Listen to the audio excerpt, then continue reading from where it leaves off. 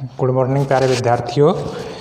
आज एक लंबे समय के बाद हम दोबारा से आपकी क्लास ले रहे हैं, तो इसके लिए क्षमा प्रार्थी हैं।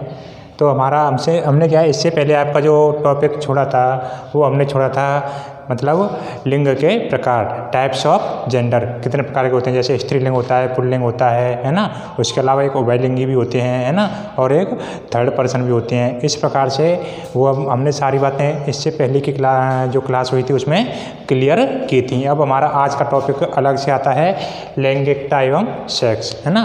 तो अपन आज क्या है, लैंगिकता के बारे में जानेंगे। ये लैंगिकता क्या होती है। तो सबसे पहले हमें क्या है, लैंगिकता शब्द को स्पष्ट करना हुआ। लैंगिकता का मतलब क्या होता है। तो यह क्या है विद्यार्थियों, इसका होता है जैसे जो लैंगिकता जो होता है, इसमें क्या है, लैंगिकता कैसा है, प्राकृतिक एवं स्वाभाविक क्रिया है। कैसी क्रिया है, प्राकृतिक मतलब प्रकृति प्रदत्त है। व्यक्ति की मानव हो, स्त्री हो या पुरुष हो, उसमें क्या है, प्रकृति प्रदत्त ही लैंगिकता के आधार पर विभाजन हो जाता है। जैसे कि स्त्रियों के साथ बातचीत करती हैं, बालक बालकों के साथ करती हैं, है ना, बालिकाएं बालिकाओं के साथ करती हैं, पुरुष वर्ग के साथ करती हैं। ये होता है प्राकृतिक आधार पर क्या है, हम अपनी समस्याओं को, जो हमारे आंतरिक या बाहरी समस्याएं होती हैं, उन समस्याओं को सबसे पहले अपन क्या है, अपने लैंगिकता के आधार पर अपने समान लिंगीय व्यक्ति के समक्ष ही प्रस्तुत करते हैं, और उससे क्या है, अपनी समस्याओं का समाधान जानने की कोशिश करते हैं। तो यह है लैंगिकता क्या है, एक प्राकृतिक एवं स्वाभाविक क्रिया है। यह स्वाभाविक प्रवृत्ति मनुष्यों के विचारों एवं भावनाओं पर क्या करता है, विचारों एवं भावनाओं पर ही निर्भर करता है। लैंगिकता मनुष्य एवं महिला के विचारों, कल्पनाओं एवं इच्छाओं, विश्वासों, दृष्टिकोणों, मूल्यों, व्यवहारों, प्रथाओं, रीति रिवाजों सहित विभिन्न तरीके से व्यक्त किया जा सकता है। किस प्रकार से, विचारों के द्वारा, अभिव्यक्ति के द्वारा, इच्छा शक्ति के द्वारा, है ना, आचरण के द्वारा, है ना, ये क्या किया जा सकता है, व्यक्त किया जा सकता है। जैसे आचार विचार मतलब व्यक्ति में पुरुष के विचार पुरुषों के विचारों से मेल खाते हैं तो पुरुषों के पास में बैठते हैं, स्त्रियों के विचार स्त्रियों से मेल खाते हैं तो स्त्रियों के पास में बैठती हैं।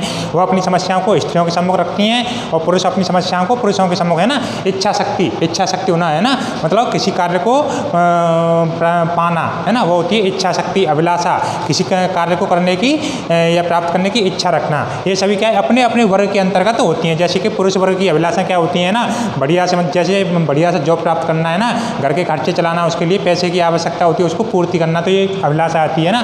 महिलाओं का होता है जैसे घर को स्वच्छ रखना, साफ सफाई रखना घर पे, है ना, खाना पीना बनाना, है ना। बच्चों का होता है अपना पढ़ाई करना, बड़ों का क्या है, अपने से जो बड़े हैं उनका आदर सत्कार करना।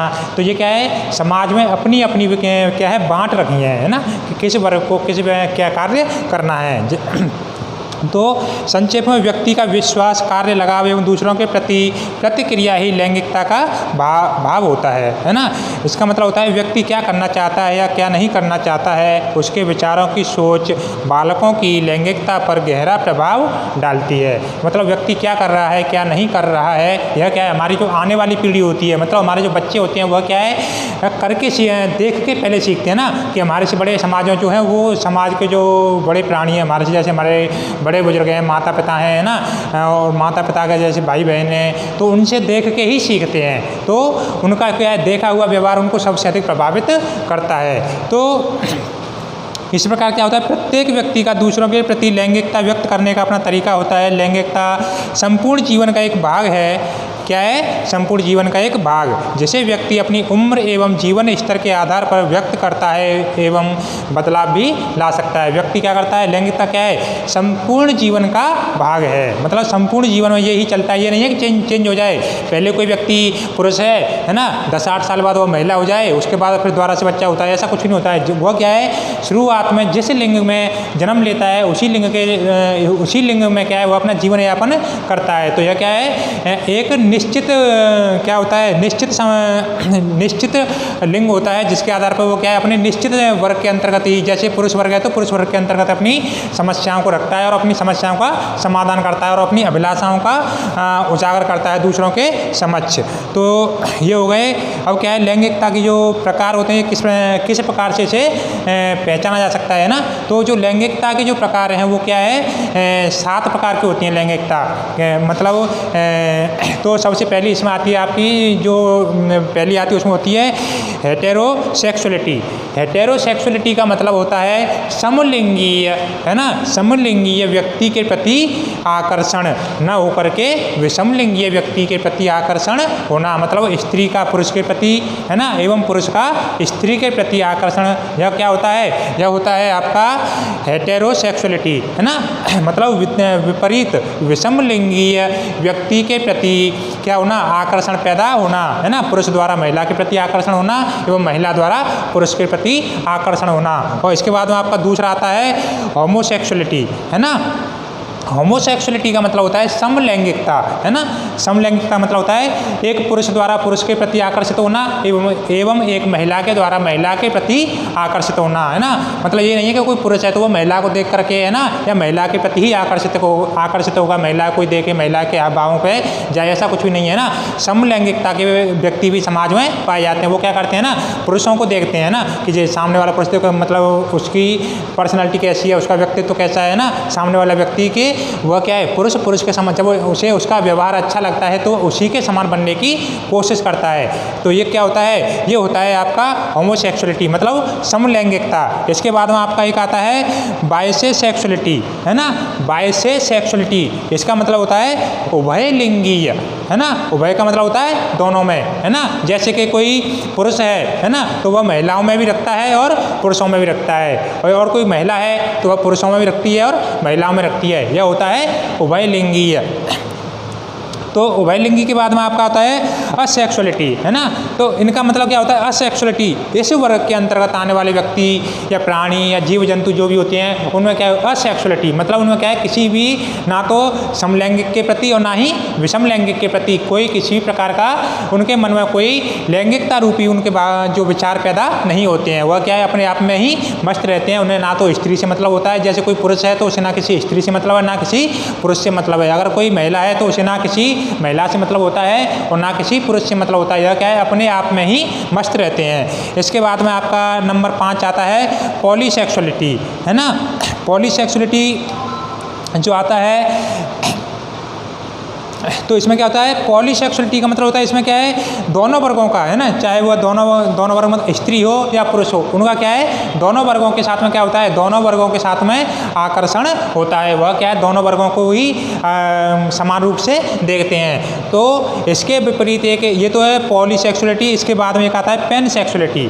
तो पेनसेक्सुअलिटी एवं पॉलीसेक्सुअलिटी में अपन क्या है कभी कभी क्या है असमंजस की स्थिति में आ जाते हैं। तो पेनसेक्सुअलिटी का मतलब जो पॉलीसेक्सुअलिटी होती है वो तो क्या है सभी के लिए होती है, लेकिन पेनसेक्सुअलिटी का मतलब होता है एक पुरुष महिला के प्रति और महिला पुरुष के प्रति क्या है आकर्षित हो सकती है, लेकिन यह क्या है वो मतलब उसमें तो सभी के प्रति होती है ना। और इसमें क्या है सभी के प्रति ना होकर के बहुत सारे लोगों के प्रति होती है। तो इसमें क्या है 2 शब्दों का ही अंतर होता है। पॉलीसेक्सुअलिटी में तो होता है मतलब सभी के प्रति, और पेनसेक्सुअलिटी में होता है बहुत सारे लोगों के प्रति।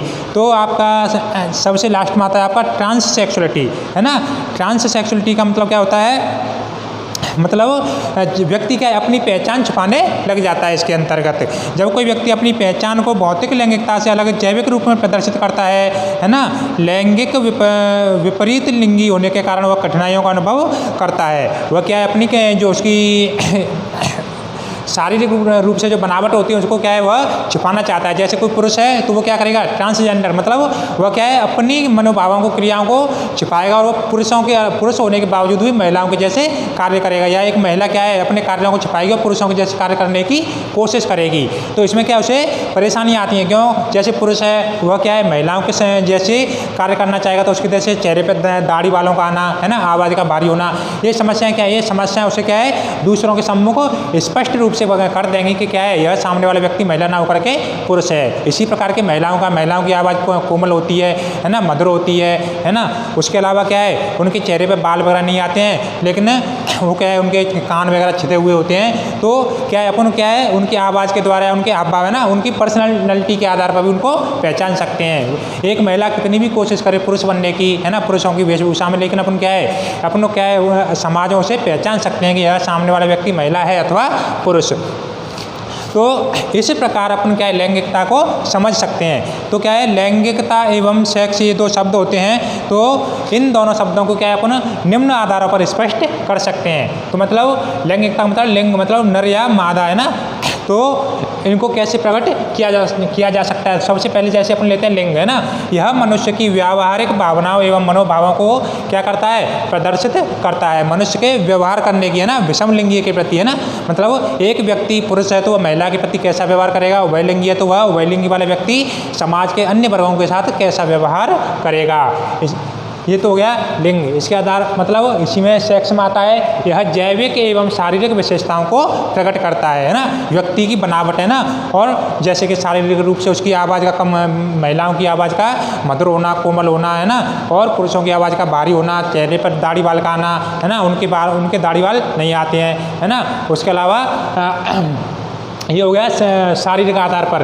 दूसरा आता है आपका लिंग की पहचान एवं ग्रहणशीलता का निर्धारण सामाजिक, सांस्कृतिक, अधिगम व्यवहार आदि से निर्धारित होता है। किसके आधार पर होता है, ग्रहणशीलता का, है ना। एक पुरुष है तो वो क्या है, पुरुष वर्ग के अंतर्गत आने वाली विषय वस्तुओं को ही ग्रहण करेगा, है ना। उसके अलावा आता है आपका निर्धारण सामाजिक, सांस्कृतिक। समाज में क्या है, जैसे कि कोई व्यक्ति है तो वो क्या है, व्यक्ति में तो क्या करेगा, वो पुरुष है तो पुरुष वर्ग के कार्यों को करेगा। अगर पुरुष वर्ग के कार्यों के अतिरिक्त किसी दूसरे कार्य को करता है तो वो क्या है, समाज उसे मान्यता नहीं देता है ना। तो अपनी संस्कृति में भी क्या है, संस्कृति के द्वारा भी पुरुषों एवं महिलाओं के लिए अलग अलग कार्यों का क्या किया गया है, विभाजन किया गया है। और इसके विपरीत सेक्स के अंतर्गत आता है, इसकी पहचान शारीरिक पहचान किसके आधार पर कर सकते हैं, शारीरिक पहचान के आधार पर कर सकते हैं, है ना, हार्मोन्स के आधार पर कर सकते हैं, है ना, जननांगों के आधार पर कर सकते हैं। चेहरे के बाल से निर्धारित होता है कि सामने वाला व्यक्ति पुरुष है ना, अथवा स्त्री अथवा महिला। इसके अलावा नंबर 3 पर आता है लिंग के अंतर्गत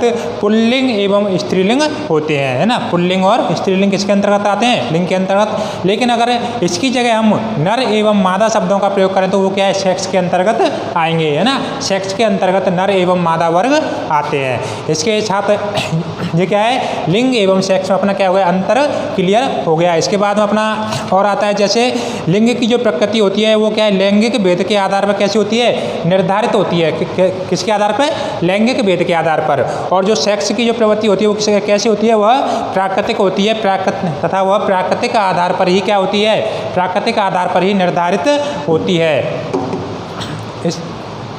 इस प्रकार क्या है अपना, ये हमने लैंगिकता के बारे में आपको बताया, लैंगिकता क्या होता है, सेक्स क्या होता है ना, लैंगिकता का अर्थ बता दिया, सेक्स का अर्थ बता दिया, इन दोनों में क्या अंतर होता है ये बता दिए। इसके बाद में आपका जो नया टॉपिक आएगा वह आपका कल से पढ़ाएंगे, है ना, वो आपका टॉपिक आएगा पितृसत्तात्मक सत्ता, है ना। तो आज के लिए बस इतना ही, धन्यवाद।